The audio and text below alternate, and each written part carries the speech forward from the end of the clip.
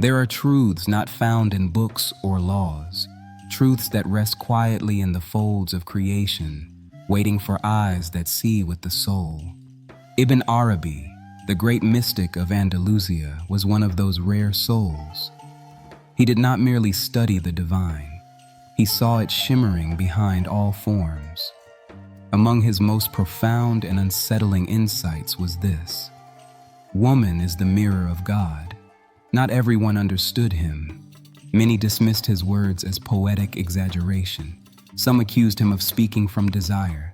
But those who had tasted the inward path knew what he meant, that there is a sacred reality veiled in the feminine, one that does not point to lust, but to the secret of how the divine reveals beauty, tenderness, and mercy in this world. When Ibn Arabi spoke of woman, he did not speak of flesh. He spoke of reflection, of how the feminine holds within it a unique ability to receive, to nurture, to embody life itself.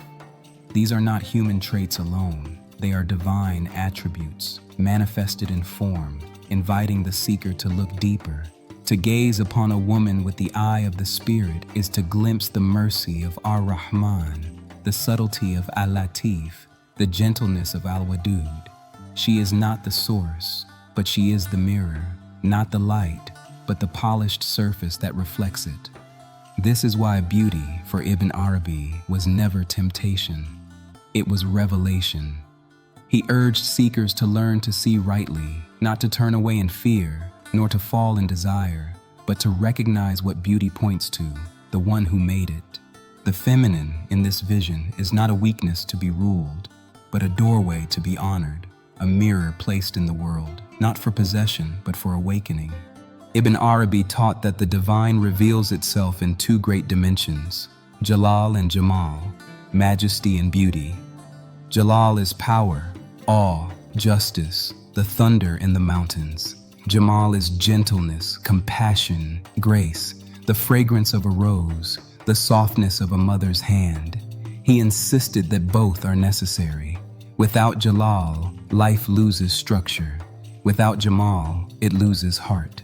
In this sacred balance, woman becomes the clearest mirror of Jamal, not as ornament or temptation, but as a living sign of divine tenderness.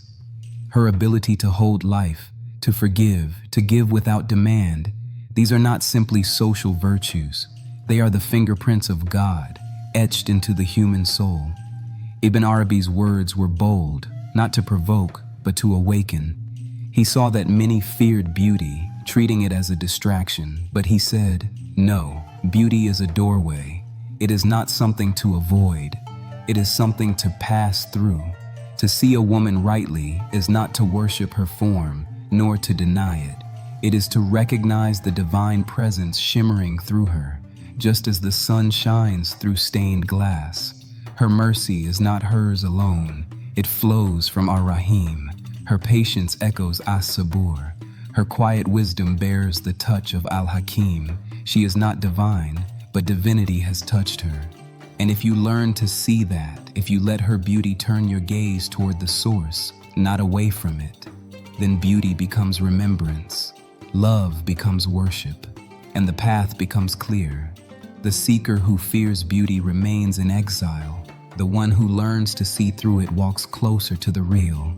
To Ibn Arabi, marriage was never just a social contract or a worldly arrangement. It was a spiritual classroom, one of the most intimate mirrors the soul could face.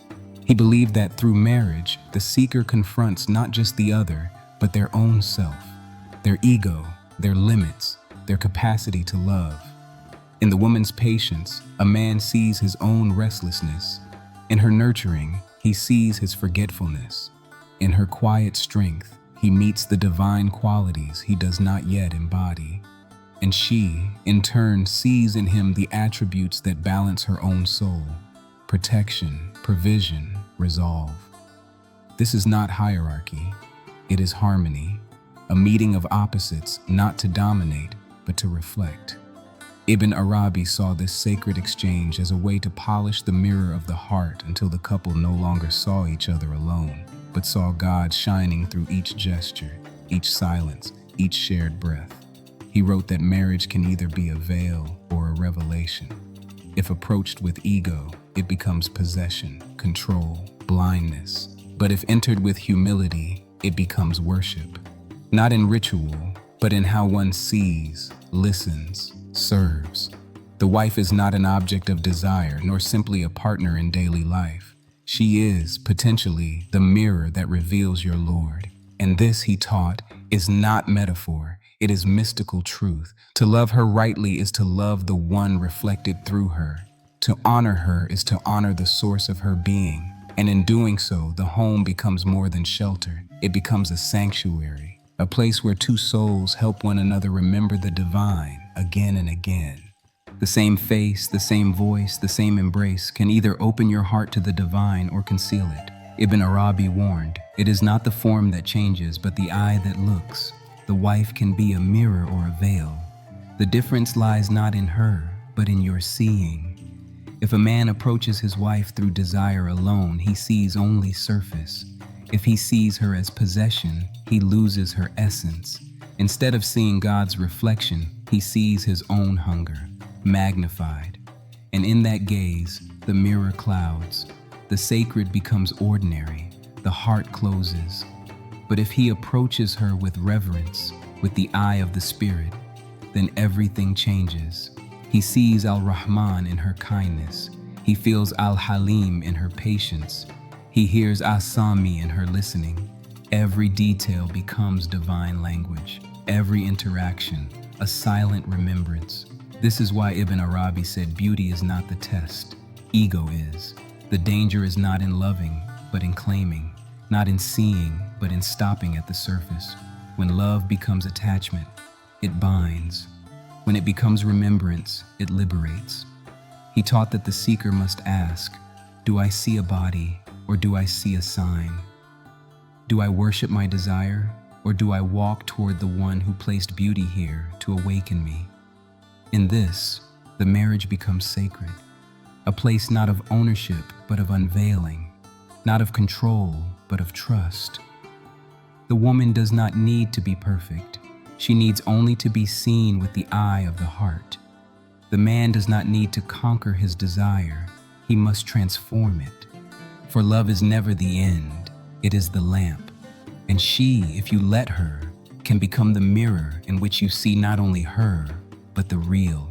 Ibn Arabi did not only see woman as a reflection of divine beauty, he saw in her the hidden wisdom of God. He taught that knowledge doesn't always come with books, sermons, or titles. Sometimes it comes wrapped in silence, in patience, in the gentle voice that speaks from the heart, not the pulpit. He honored the women who taught him, not in schools, but in life. Mothers, mystics, servants, companions, souls whose names history forgot, but whose presence shaped his path. To him, they were not lesser teachers, they were subtler ones. Their wisdom was not loud, but deep. The masculine often teaches by law, clarity, command. It names, it orders. This is needed. But the feminine teaches by reflection, by presence, by the quiet rhythm of care. This too is essential. Without it, knowledge becomes cold and rules lose mercy. He wrote that the feminine heart reflects Al-Latif, the subtle, the gentle, the one who guides without force.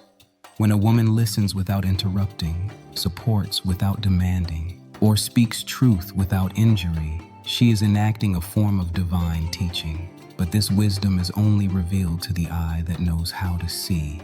To those trapped in outer forms, she seems passive. To the awakened heart, she is a living verse.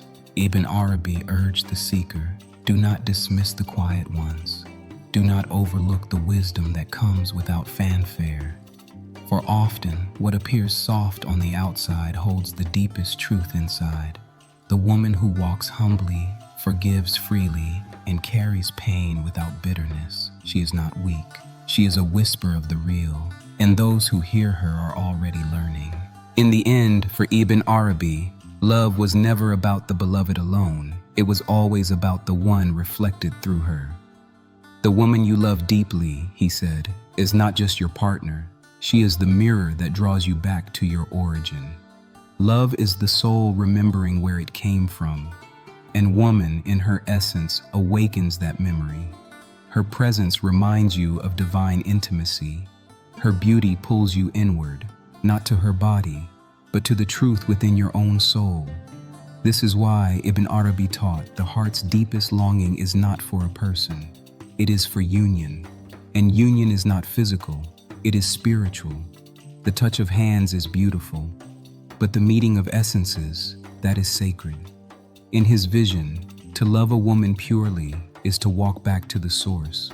Her tenderness teaches you mercy, her mystery teaches you surrender, her strength teaches you faith. And in every step, you begin to see not just her, but the face of the real shining through. He wrote, "I never saw anything without seeing God in it." And so, the beloved becomes more than a person. She becomes a doorway through which the heart passes into remembrance. This is not idolatry, it is clarity. When love is purified of ego, it becomes a ladder. The beloved becomes not a possession, but a signpost. And so Ibn Arabi ends where he began, with awe, not for the woman as a form, but for the light she reflects, not for beauty as desire, but as invitation. For those who have eyes to see, every love becomes a path, and every path, if walked with reverence, leads not just to her, but to him. If her reflection stirred something sacred in you, if these words felt less like speech and more like remembrance, then let this not be the end. Here, on Heart's Whisper, we don't just create content, we open doors to the unseen, the forgotten, the real. Subscribe to walk deeper into the names, the signs, the secrets. Turn on the bell, not just for videos, but for reminders of who you truly are. This is not just a channel, it's a mirror, and you are the one being reflected.